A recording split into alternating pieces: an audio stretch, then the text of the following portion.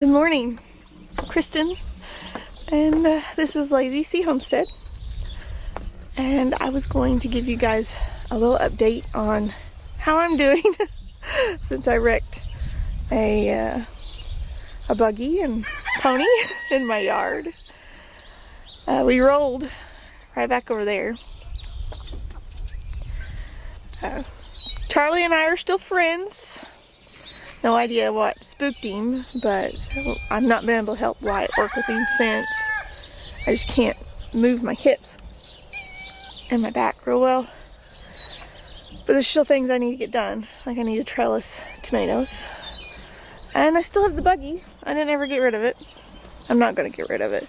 It's not his fault, and it's not my fault. He just spooked, and something that happens when you work with horses.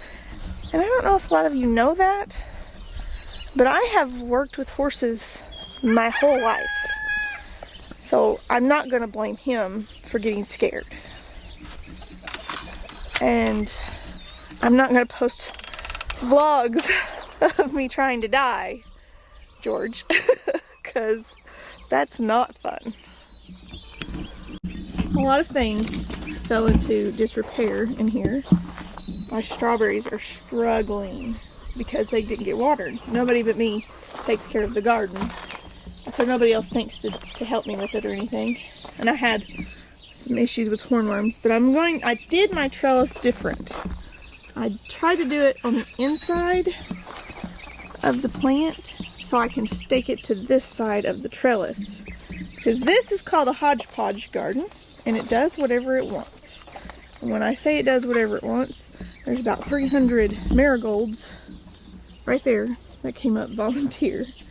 The only actual flowers I planted in here was these mums, and I am going to have to trim them back because they're huge. Because they're taking over my beans. But for once my beans are awesome. So there's that. That's a vining bean. Planted. Supposed to be a pole bean. Anyway, it'll be okay. The okra came up volunteer. I'm leaving the okra in there because it's actually a good companion plant for tomatoes and beans for that matter.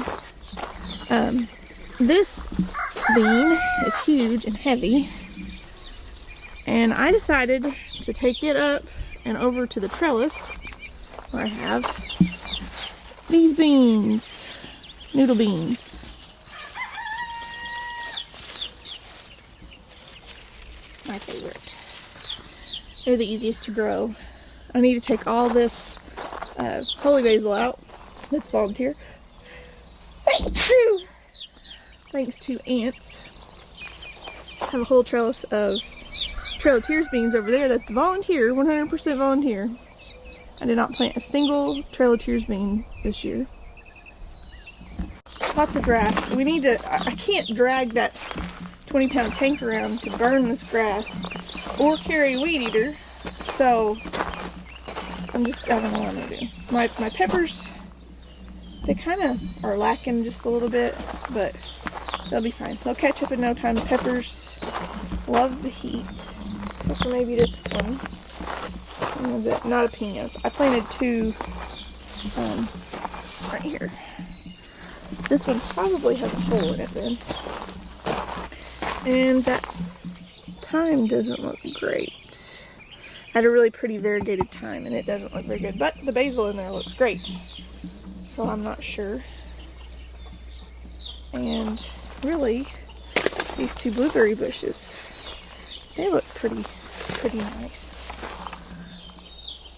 They don't look bad. It's going to be too hot today to water them right now, so I'll water them tonight. So, let me hobble myself back over here. My squash, I was absolutely not worried about my squash at all. The squash is great.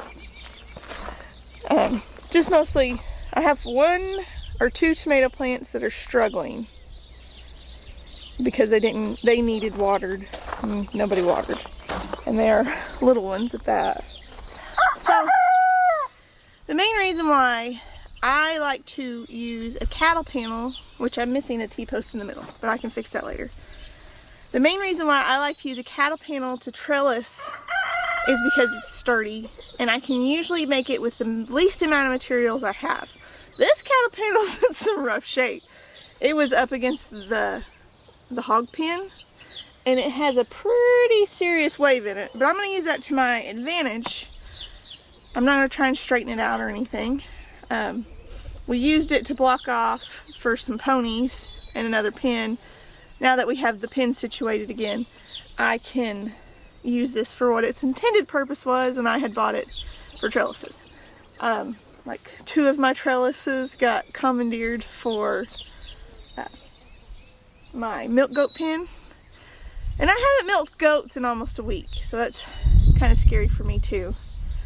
But I thought being nice today, I'm gonna hobble out here and we can work on trellising tomatoes. Super simple.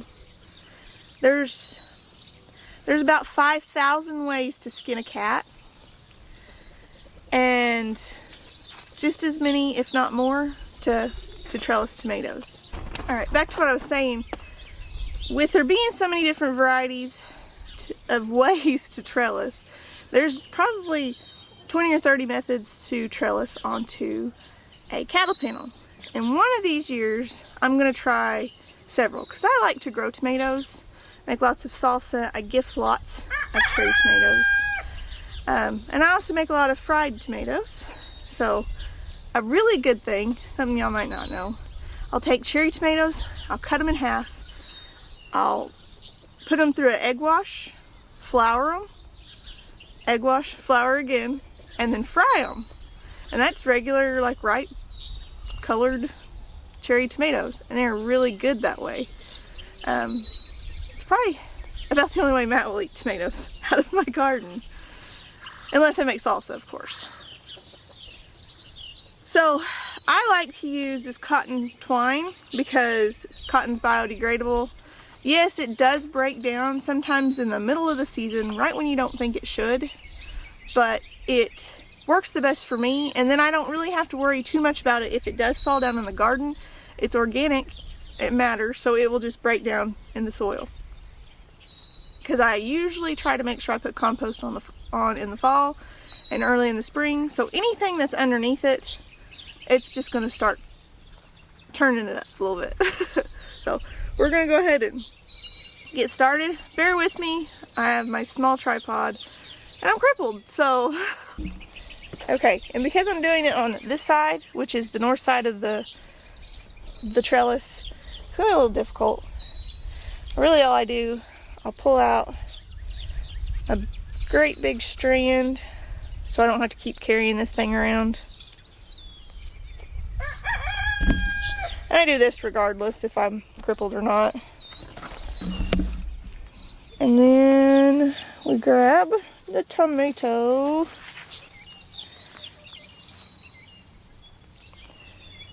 And this one has a sucker I'm going to go ahead and pop off.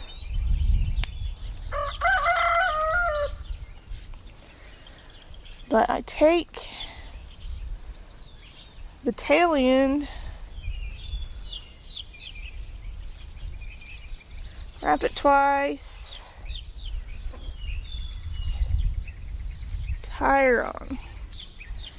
Now, tomatoes, they're naturally vining, so giving them a vine up instead of a vine along the ground is actually good. There is a huge hornworm on this guy. I'm going to have to get in just a second.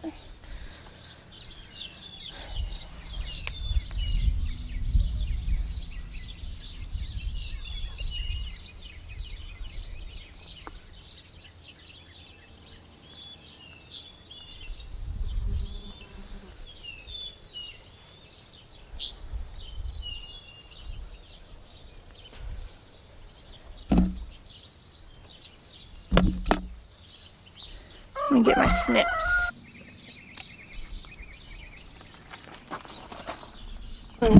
I did the tomato hornworm took the taller, it chewed that taller limb up a lot.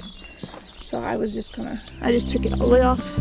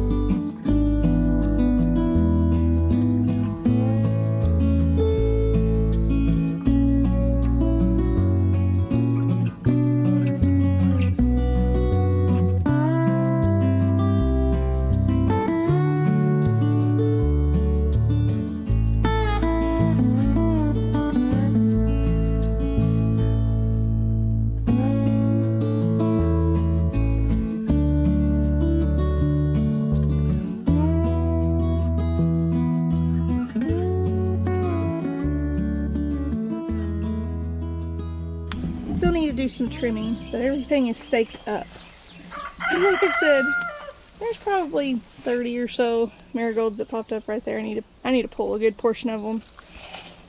But I never talked about this corner and this plant too. There's this plant, and then there's an L-shaped group of plants, tomato plants, and they are all volunteers. And I moved them down here. Like this one.